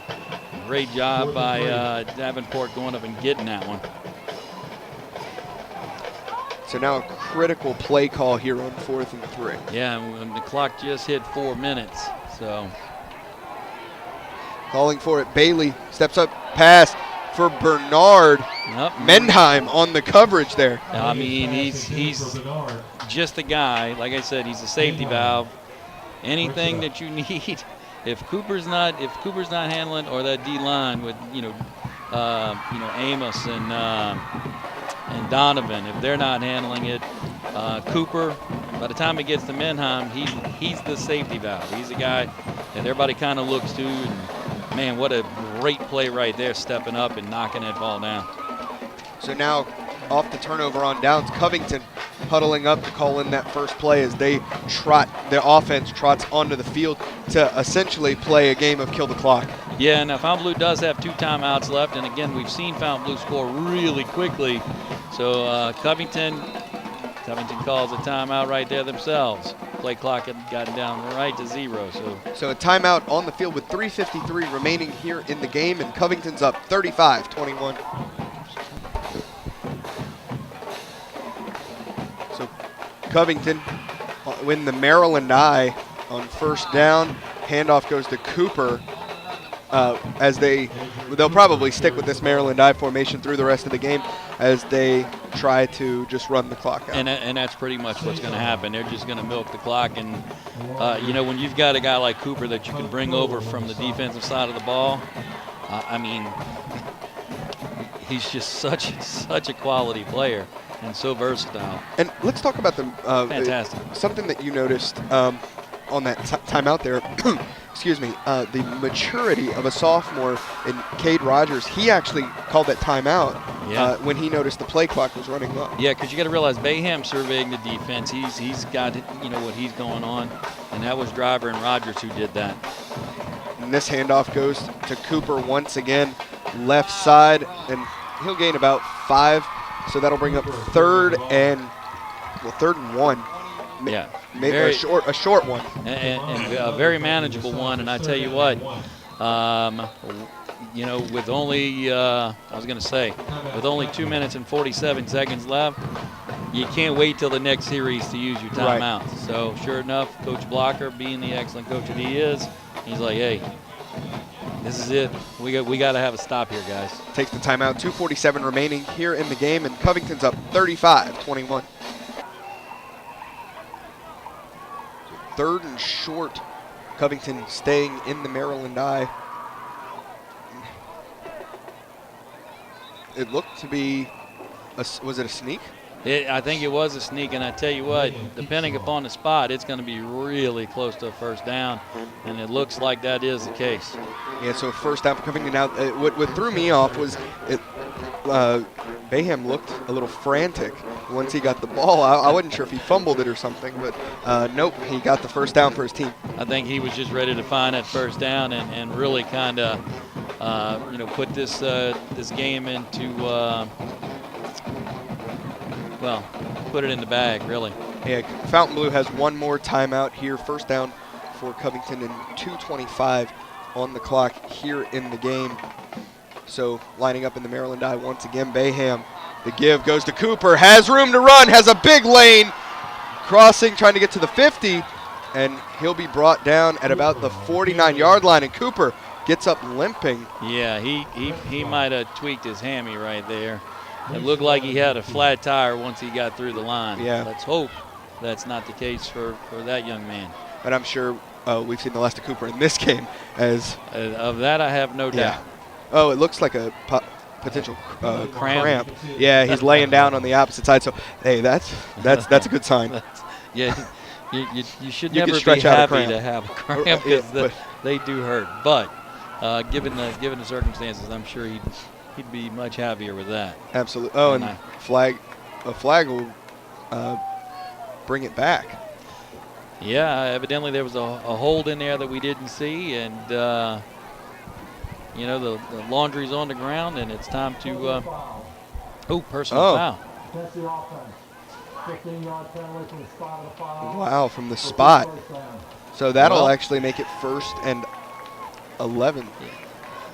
Yeah, that does change things slightly. So Yeah, but 2:12 remaining in the game. Maryland now driver back there at the tailback. and more than capable. So clock running. Bayham, eyes on the play clock, takes the snap, hands off, goes to driver, driving forward, and he'll be brought down for no gain. Well, I tell you what, it's got to be rough seeing Kobe Amos in there, you know, blocking Yes. as a fullback. Yeah, you have Bayham, Amos, Rogers, driver. So that'll bring up 2nd and 11. At what point, though, does Coach Blocker take that timeout? Well- Because he has 90 seconds left in the game. Well, I mean, you know, you're looking at 2 scores, so you're looking at an onside kick and something of desperation at the end, which means you have to manage the time in between, which means they need to come up with a stop right here in order to effectively use that timeout. The handoff going to driver, going left side, dancing upfield, has a seam, and he'll be pushed out of bounds after getting the first down. But still, another first down for the Lions. 1:08 to go. And it realistically should be victory formation right here. You're going to have a whole new set of downs, and with Coach Blocker and the Bulldogs only having 1 timeout left, they should be able to milk the clock. And next game for the Lions, they have North Shore at home. Yeah, and North Shore's defense has kept them in quite a few games so far this year, so that'll be quite interesting to see how that plays out. Fountainbleau goes to the Swamp. So I tell you what, I would The expect Mosquito Bowl. I would expect to see Mr. Celestine to have a really, really big game next Friday. Not that he doesn't have big games every Friday. And a timeout taken by the Lions on the field. So with 1:08 remaining in the game, Covington leads 35-21. So 1st and 10 for Covington as they line up in victory formation, and the band plays All I Do Is Win by DJ Khaled. Yeah, and I tell you what, you know, this was a game tonight where Fountainbleau really coming in had a lot of momentum, so they're going to have to get that back when they go to the Swamp. And as I was saying, when you have Mr. Celestine, you're definitely going to be in, you know, a good situation going over there. Covington again playing North Shore. They're in a pretty good tussle with Hammond right now. So it'll be a challenge over at the new Palace, so to speak. So under 30 seconds to play here in this one, and Bayham takes the knee for the final time here tonight. The Lions of Covington will be victorious, winning 35-21. So let's go ahead and start sending out our thank yous to those who helped bring you this game as the clock continues to wind down, starting with our superintendent, Mr. Trey Folse, our director of broadcasting, Dr. Melody Menard, cameraman tonight, Rhett Sharp, editor and coordinator of Channel 13, Dave the Rave Williams, and on color, as always, Coach Jimmy Inman. So, from the Dog Pound, where the Covington Lions defeat the Fountainbleau Bulldogs 35-21, my name is Grant Yenny. Good night. You are now leaving the Prep Zone.